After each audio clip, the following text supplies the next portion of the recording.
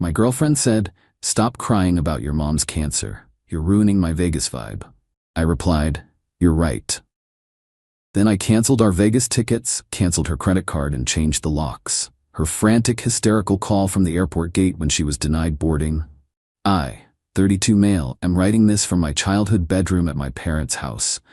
Not because I have to, but because I need to be here. My world imploded about 72 hours ago, and the fallout is just beginning. My mom has stage 4 pancreatic cancer. She's been fighting for a year, but we got the call on Tuesday that the chemo failed. The doctor was gentle, using words like palliative and comfort. My dad, a man I've seen cry twice in my life, broke down on the phone. I was a wreck. I'm still a wreck. My girlfriend of 3 years, Corinne, 29, lives with me in my condo. Her reaction to my mom's initial diagnosis was lacking. She was sympathetic for a day, then annoyed that I wasn't bouncing back fast enough. Our sex life tapered off because I was, understandably, depressed. She complained I wasn't taking her on enough dates. But Tuesday was the breaking point. We had this trip to Vegas planned for this weekend. It was for her 30th birthday, a huge deal for her. I'd booked non-refundable flights on my card, a suite at a high-end hotel, dinner reservations, the works, all on my dime as usual. She works part-time in marketing but spends most of her money on clothes and brunch. I've always been the provider, which I was fine with when things were good. I was in my home office, off the phone with my dad, just staring at the wall and silently crying. We were discussing hospice. Corinne walked in, already in a bad mood. She was holding a sequin dress up to herself in the mirror. "Are you still moping?" she asked. Not "what's wrong," not "how's your dad," but still moping. "I just got off the phone with my dad," I said, my voice hoarse. They're stopping treatment, Corinne. It's hospice now." She let out a long, theatrical sigh, the kind you let out when your barista gets your phone wrong. "Leo, I know, it's sad, I get it, but we are supposed to be packing. My 30th is in 2 days. I've been looking forward to this for months." I just stared at her. I couldn't form words. She huffed again. "Look, I'm sorry about your mom, okay? I really am. But you've been a total black cloud for weeks. You need to snap out of it." She threw the dress on the bed and crossed her arms. "Seriously. Stop crying about your mom's cancer. You're ruining my Vegas vibe." I'll never forget that. Ruining her Vegas vibe. Something in my head it wasn't anger. It was silence. Like a circuit breaker flipped. The grief, the stress, the sadness, it all just crystallized into this cold, quiet clarity. I looked at her. I'm sure my eyes were red. "You're right," I said. My voice was monotone. "My mistake." She blinked, surprised by the lack of a fight. Then she smiled. A smug, satisfied little smile. "Good," she said, patting my shoulder. "See? Now I'm going to go get my nails done for the flight. We leave at 8 a.m. tomorrow. Try to pull yourself together. I want to have fun." She grabbed her purse and left. I sat there for maybe 10 minutes. Then I opened my laptop. Step 1. The trip. I logged into the airline's website, found our booking. The tickets were non-refundable, but they were convertible to a travel credit. In the name of the original purchaser, me, I clicked Cancel Reservation. A $1,200 credit was instantly added to my account. Next, the hotel. My deposit was lost, but I canceled the remaining nights. I ate the $400 deposit. It was worth it. Step 2, the finances. I logged into my credit card account. Corinne was an authorized user on my Platinum card. It's what she used for, well, everything. Her Vegas outfit budget, her nails, her Starbucks. I clicked her name. Report card lost, stolen, or deactivate? I chose deactivate authorized user. A pop-up asked for a reason. I typed no longer authorized. Click. Done. Step 3, the home. It's my condo. I bought it 5 years before I met her. Her name is on nothing. Not the mortgage, not the utilities, not the lease. There is no lease. She's a long-term guest, a guest who is no longer welcome. I called a 24-hour locksmith. "Hi, I need an emergency rekey on my front door and deadbolt. I had a security compromise. How soon can you be here?" He said an hour. Step 4, the stuff. 2 a.m. I couldn't look at her things. I called my sister Maya. She lives 10 minutes away. I told her what happened. The string of curse words she unleashed would have made a sailor blush. "I'm coming over," she said, "with boxes and wine." By the time the locksmith arrived at 8:30 p.m., Maya was already there, methodically and furiously packing Corinne's 800 pairs of shoes and endless supply of beauty products. "You go be with Mom and Dad," she ordered me. "I'll handle this." The locks were changed by 9 p.m. Maya finished packing everything into 28 boxes and 4 suitcases. She paid the building super $100 to move them into the secure storage unit in the basement. I drove to my parents' house. I held my mom's hand until she fell asleep. I finally cried again, for the right reasons. My phone started buzzing at 6:45 a.m. the next morning. I was asleep on the couch. It was Corinne. I let it go to voicemail. It rang again and again. On the 6th call, I picked up. I put it on speaker. My dad and Maya were both in the kitchen drinking coffee. They looked at me. Leo, what did you do?" The hysteria was immediate. She was screaming. I could hear the airport announcements in the background. "Good morning, Corinne." "My ticket, it's gone. The lady at the counter said the reservation was canceled. She said I'm not on the flight." "That's correct, I canceled the trip." "You what?" "My birthday, my Vegas trip. You can't, I'm at the airport. I tried to buy a new ticket, and my card was declined. My card, Leo, the one you gave me, it was declined at Starbucks and at the ticket counter." "What is going on?" I took a sip of coffee. "I deactivated your authorized user card. It's my account, Corinne. I'm not paying for things anymore." There was a long, stunned, whistling silence. Then a shriek that probably made TSA agents reach for their sidearms. You bastard. I'm coming back to the apartment right now. You're gonna pay for this." You're psycho." "Don't bother," I said, my voice still quiet. "The locks are changed." "You what?" "The locks are changed. Your things are in 28 boxes and 4 suitcases in the building's basement storage unit. My sister Maya will coordinate with you to schedule a pickup time. Do not try to come to my parents' house." You can't do that. I live there. You can't just kick me out. I'll call the cops. I'll sue you." "You don't live there, Corinne. You were a guest, and your stay is over. My mom is dying. I'm going to go sit with her now. Goodbye." I hung up. Her number blew up my phone for the next hour. Texts, calls, voicemails. I just blocked the number. Then, about an hour later, a new number called. I answered. It was her mother, Brenda. "Leo, honey," she said in this fake sweet voice. "Corinne just called me. She's hysterical. There must be some terrible misunderstanding." "No misunderstanding, Brenda. I ended the relationship." "But her things? You locked her out?" "Leo, that's not legal. You have to let her in. She needs her clothes. And you canceled her cards? How is she supposed to live? She's at the airport with no money." "She's an adult, Brenda. She can get an Uber. She has a job. I'm sure she has her own debit card. You know she doesn't make that much. You always took care of her. Leo, this is cruel. After all we did for you, welcoming you into our family, and right before her birthday? You know how much this trip meant to her. The entitlement. It was staggering. Brenda, my mother is in hospice. Corinne told me to stop crying about it because I was ruining her vibe. The conversation is over. I'm blocking your number now." I did. I'm now sitting here waiting, not for her, but for the hospice nurse to arrive. The drama feels small and pathetic, but I know it's not over. She's not going to let this go. Update 1, it's been about a week. My mom she's still here. She's weak, but she's lucid, and we're spending every second we can with her. Thank you for all the kind words. It means more than you know. The Korean situation unfortunately escalated exactly as I expected. 2 days after the airport incident, I had to go back to my condo to pick up some documents for my parents and get some more clothes. My sister Maya insisted on coming with me, which, thank God she did. As I was pulling into my parking garage, a car I didn't recognize peeled out and blocked me. It was Corinne in her best friend Tasha's car. Tasha was in the passenger seat filming me with her phone. Corinne jumped out, face streaked with mascara. "Leo, you can't ignore me. You have to talk to me," she screamed, banging on my window. I put the car in park. Maya just shook her head and started recording on her own phone. "Don't get out," she said. "Let me in my apartment." Corinne shrieked. "You have my things. You stole my things." "Corinne, I texted you," I said through the closed window. "Your things are in storage. Maya will coordinate a pickup. You're trespassing." "It's my home. I'll have you arrested." This went on for about 10 minutes. Her friend Tasha yelling, "Yeah, Leo, you're an abuser," while Corinne tried to pull on my car door handle.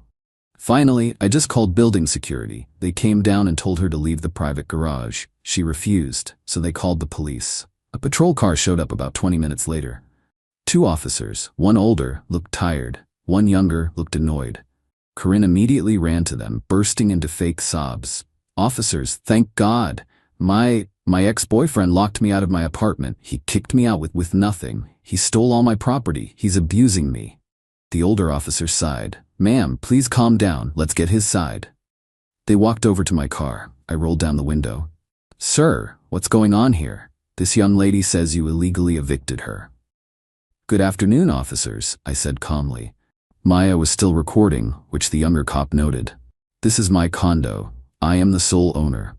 I pulled my driver's license with the address and my mortgage statement from the glove box and handed them over.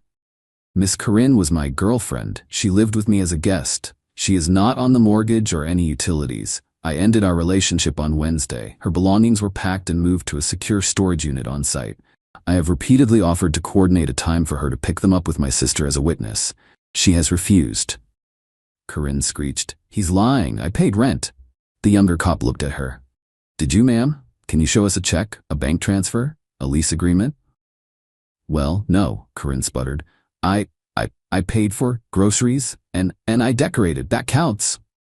The older cop handed me back my papers. "Sir, you're right. She's not a tenant. This is a civil matter, not a criminal one."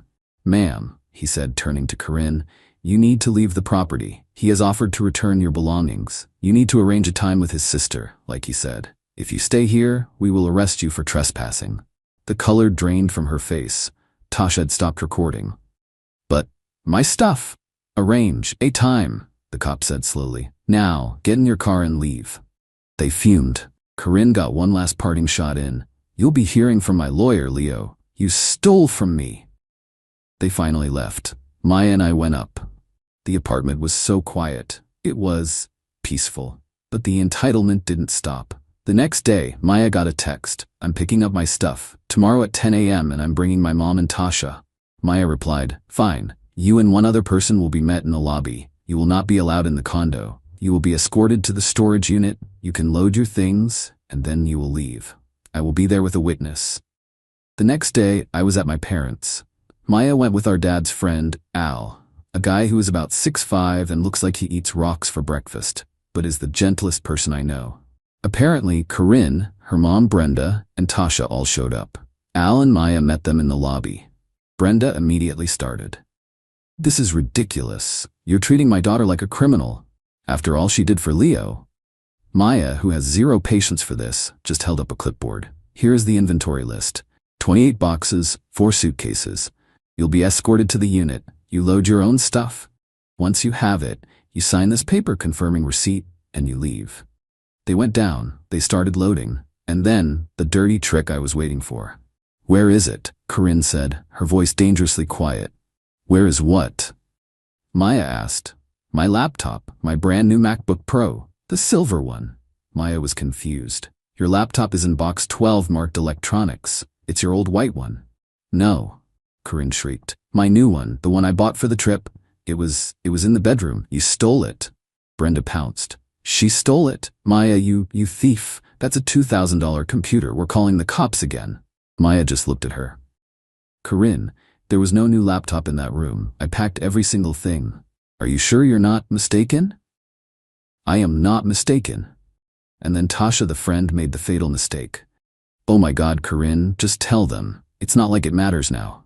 Corinne looked like she'd been slapped. "Tell them what?" Maya asked. Corinne looked at Brenda, then at Maya. The bill. It was on his card, the one he canceled." It all clicked for Maya. You bought a $2,000 laptop on Leo's credit card, knowing you were just an authorized user? He always pays." Corinne screamed, her face red. It was an early birthday present. He owes me, and now you've stolen it, and he canceled the card so I can't even pay for it. He's ruined my credit." She doesn't understand how authorized users work.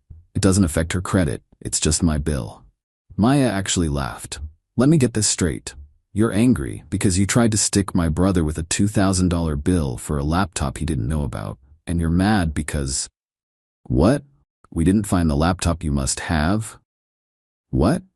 Had delivered somewhere else? Hidden? Corinne and Brenda just stared, caught. The laptop, it turns out, was at Tasha's house. She'd had it shipped there, probably so I wouldn't see the package. She was just trying to see if she could claim we stole it and stick me with the bill. All just crossed his arms. Take your boxes and go. They loaded the rest in furious silence, threw the signed paper at Maya and peeled out. I thought that would be the end of it. I really did. I was so naive. Update 2. This is hard to write. My mom passed away 3 days ago. She went peacefully in her sleep. My dad, Maya, and I were all there. The last 2 weeks have been a blur of grief and just emptiness. The funeral was yesterday. I've never felt so hollowed out. And in the midst of this, the world's most pathetic, entitled drama continued. About a week before Mom passed, I got a certified letter. My hands were shaking, thinking it was something medical. It was from a lawyer. Corinne was threatening to sue. She was demanding $2,500 for the MacBook Pro, a promised gift he refused to pay for, $1,200 for the value of the Las Vegas trip, $5,000 for emotional distress and illegal eviction, and $800 for a ceramic heron. I stared at that last one. A ceramic heron. A tacky, blue-glazed bird statue that I bought at a home goods store for $40 because she liked its vibe. She was now claiming it was a priceless family art piece that my sister had intentionally destroyed during the move. Maya confirmed it was in the knickknacks box, wrapped in bubble wrap. I just handed the letter to my dad, who was sitting at the kitchen table. He read it. His face, already etched with grief, tightened. "Don't worry about this, son," he said. "This is just noise. Focus on your mother. I'll handle it." My dad, it turns out, has a lawyer on retainer for his business. He forwarded the letter with a one-sentence email. "Handle this garbage." The lawyer sent back a response so scathing it probably singed the mailman's eyebrows.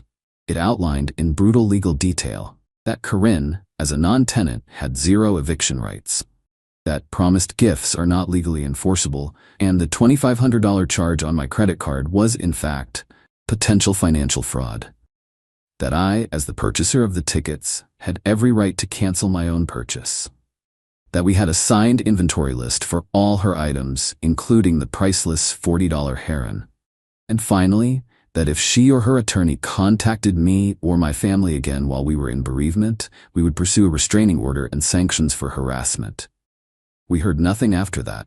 The funeral came and went. I was standing by my mom's graveside and my phone buzzed, a text from an unknown number. It was Tasha, the friend. "Leo, I know you probably hate us, but I had to. Corinne she's not right. She's telling everyone you are the monster, that you used your mom's cancer as an excuse to dump her and steal her money. I can't be around it anymore. She's toxic. I'm sorry for my part in this. I'm so sorry about your mom." I just stared at the text, used it as an excuse. But the real justice, if you can even call it that, came this morning. It's the only reason I'm even writing this update. I got a call from Corinne, from jail. I almost didn't answer, but the call was from the county booking number. I picked up, morbidly curious. Leo, you have to help me. You have to bail me out." She was sobbing hysterically. What happened, Corinne?" It's Brenda, my mom. We had a fight about the laptop. The bill came.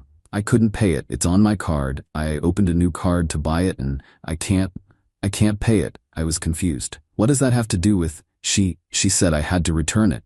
I told her I couldn't. I'd already used it and she tried to take it, to return it herself. And I pushed her. I pushed her, Leo, and she fell.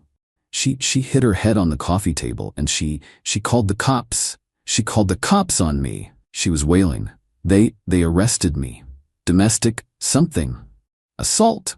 Leo, please, you have to call Brenda. Tell her to drop the charges. She'll listen to you, please.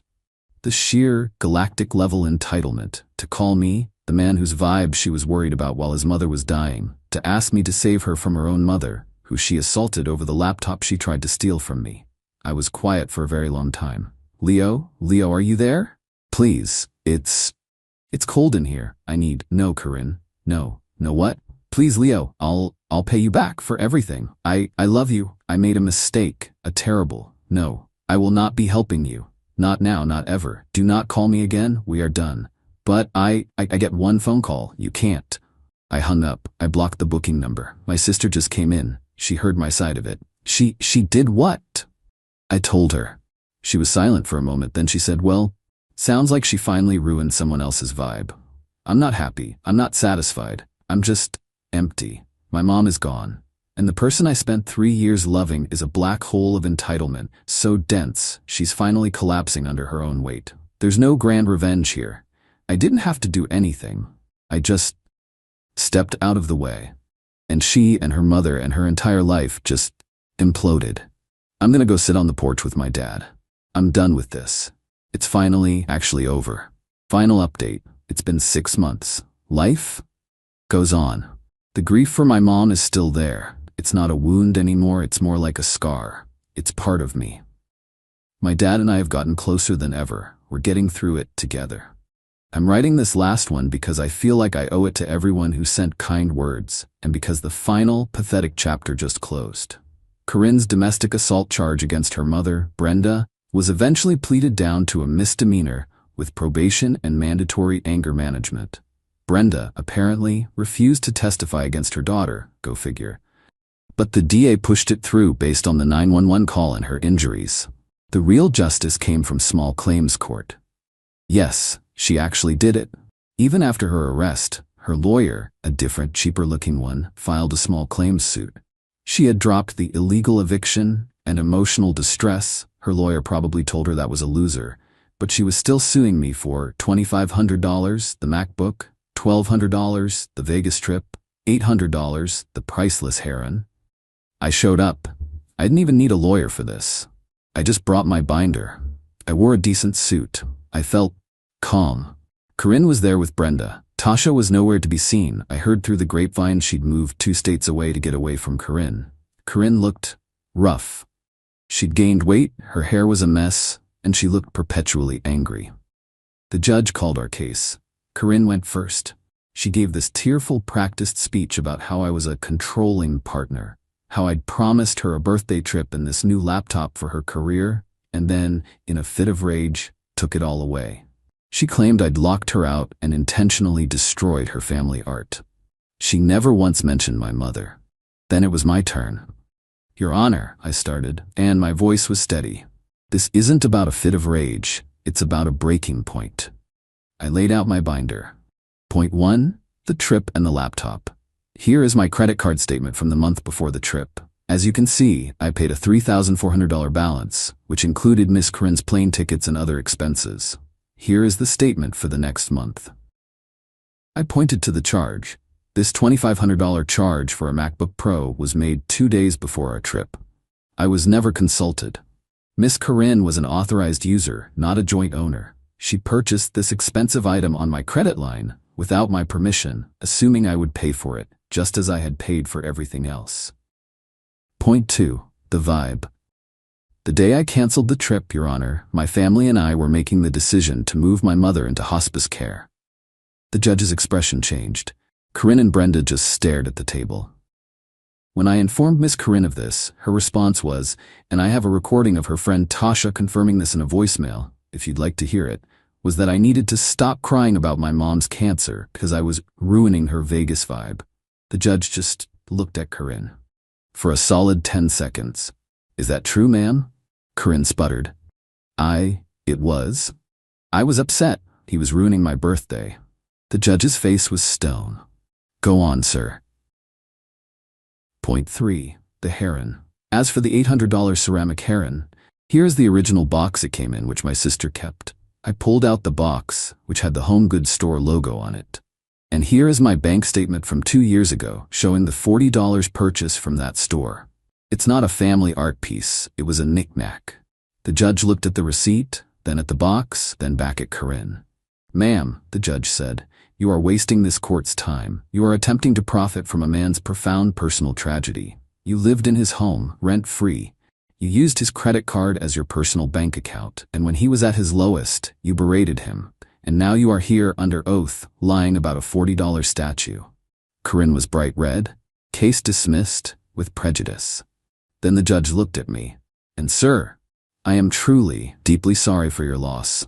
Brenda started to screech outside the courtroom. You humiliated her. You lied. You're a monster. I just looked at Corinne. All the hate, the anger, the pain, it was gone. I felt nothing. Just pity. She was pathetic. A 30-year-old woman living with her mom, in debt for a laptop she couldn't afford, with a criminal record, still screaming that everyone else was the problem. I just walked away. I didn't say a word. I heard from that same mutual friend that Corinne is now working as a cashier at a craft store. Brenda is apparently garnishing her wages to pay for the damage Corinne did to her house during their fight and for the legal fees. My life isn't a movie. I'm not healed. I miss my mom every single day. But my condo is quiet. My life is simple. My dad and Maya and I have dinner every Sunday. I'm starting to think about dating again, but I'm in no rush. The revenge wasn't some grand complicated plan. It was just dropping the rope. I let go. And she and all her entitlement fell right into the consequences she'd built for herself. I'm finally free. And that's enough.